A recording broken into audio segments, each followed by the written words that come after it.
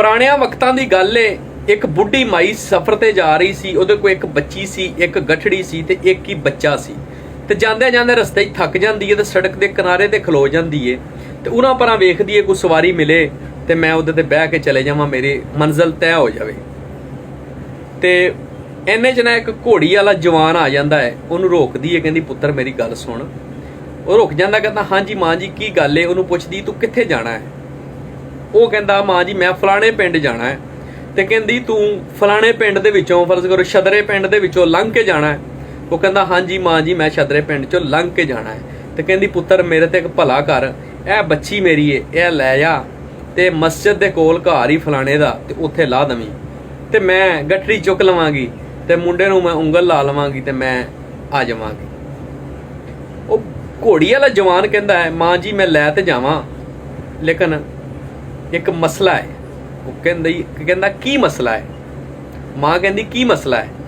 ਕਹਿੰਦਾ ਮਾਂ ਜੀ ਤੁਸੀਂ ਨਾ ਮੈਨੂੰ ਗੰਦੀਆਂ ਗੰਦੀਆਂ ਗਾਲਾਂ ਕੱਢੋ। ਉਹ ਕਹਿੰਦੀ ਪੁੱਤਰ ਤੂੰ ਮੇਰੀ ਬੱਚੀ ਲੈ ਕੇ ਜਾਵੇਂਗਾ, ਮੇਰਾ ਭਾਰ ਹੌਲਾ ਕਰੇਗਾ, ਮੈਂ ਤਾਂ ਤੈਨੂੰ ਦੁਆਵਾਂ ਦਿਆਂਗੀ, ਮੈਂ ਤੈਨੂੰ ਗਾਲਾਂ ਕਿਉਂ ਕੱਢਾਂ। ਕਹਿੰਦਾ ਨਹੀਂ, ਲੈ ਕੇ ਬੱਚੀ ਨੂੰ ਤਾਂ ਜਾਵਾਂਗਾ, ਪਹਿਲੇ ਮੈਨੂੰ ਗੰਦੀਆਂ ਗੰਦੀਆਂ ਗਾਲਾਂ ਕੱਢੋ।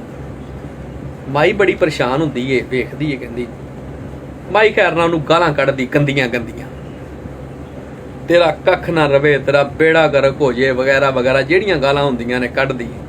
ਕੱਢ ਕੇ ਨਾ ਤੇ ਕਹਿੰਦੀ ਹੁਣ ਲੈ ਜਾ। ਉਹ ਕੀ ਕਹਿੰਦਾ ਮਾਂ ਜੀ ਗੱਲ ਇਹ ਆ ਕਿ ਬੱਚੀ ਤੁਹਾਡੇ ਕੋਲ ਹੀ ਹੈ ਤੇ ਇਹਨੂੰ ਲੈ ਕੇ ਤੁਸੀਂ ਆ ਜਾਓ, ਮੈਂ ਇਹਨੂੰ ਲੈ ਕੇ ਨਹੀਂ ਜਾਣਾ। ਮਾਈ ਕਹਿੰਦੀ ਹੈ ਪੁੱਤਰ ਤੂੰ ਮੈਨੂੰ ਨਹੀਂ ਸੀ ਲੈ ਕੇ ਜਾਣਾ ਤੇ ਮੇਰੇ ਕੋਲੋਂ ਗਾਲਾਂ ਕਿਉਂ ਕਢਵਾਈਆਂ। ਉਹ ਕਹਿੰਦਾ ਮਾਂ ਜੀ ਅਗਰ ਮੈਂ ਤੁਹਾਨੂੰ ਨਾ ਕਰ ਦਿੰਦਾ ਨਾ ਕਿ ਮੈਂ ਬੱਚੀ ਨੂੰ ਨਹੀਂ ਲੈ ਕੇ ਜਾਣਾ, ਗਾਲਾਂ ਕਢਾਉਣ ਤੋਂ ਬਗੈਰ ਮੈਂ ਨਾ ਕਰ ਦਿੰਦਾ ਤੇ ਤੁਸੀਂ ਕੰਡ ਪਿੱਛੋਂ ਮੈਨੂੰ ਇਹ ਗਾਲਾਂ ਕੱਢਣੀਆਂ ਸੀ।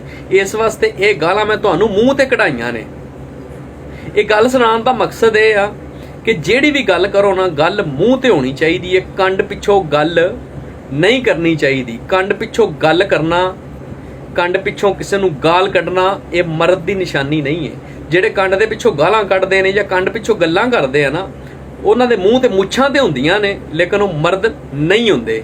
ਇਸ ਵਾਸਤੇ ਗੱਲ ਸੁਣਾਉਣ ਦਾ ਮਕਸਦ ਇਹ ਹੈ ਕਿ ਜਿਹੜੀ ਵੀ ਗੱਲ ਕਰਨੀ, ਗੱਲ ਭਾਈ ਜਿਹੜਾ ਬੰਦਾ ਹੈ ਨਾ, ਮਰਦ ਜਿਹੜਾ ਹੁੰਦਾ ਹੈ, ਇਨਸਾਨ ਜਿਹੜਾ ਹੁੰਦਾ ਹੈ, ਉਹ ਗੱਲ ਮੂੰਹ ਤੇ ਕਰਦਾ ਹੈ, ਭਾਵੇਂ ਗੱਲ ਕੌੜੀ ਹੋਵੇ। ਮੇਰਾ ਅਗਰ ਇਹ ਪੈਗਾਮ ਤੁਹਾਨੂੰ ਅੱਛਾ ਲੱਗਿਆ ਹੈ ਤੇ ਇਹਨੂੰ ਸ਼ੇਅਰ ਜ਼ਰੂਰ ਕਰਨਾ। Thank you.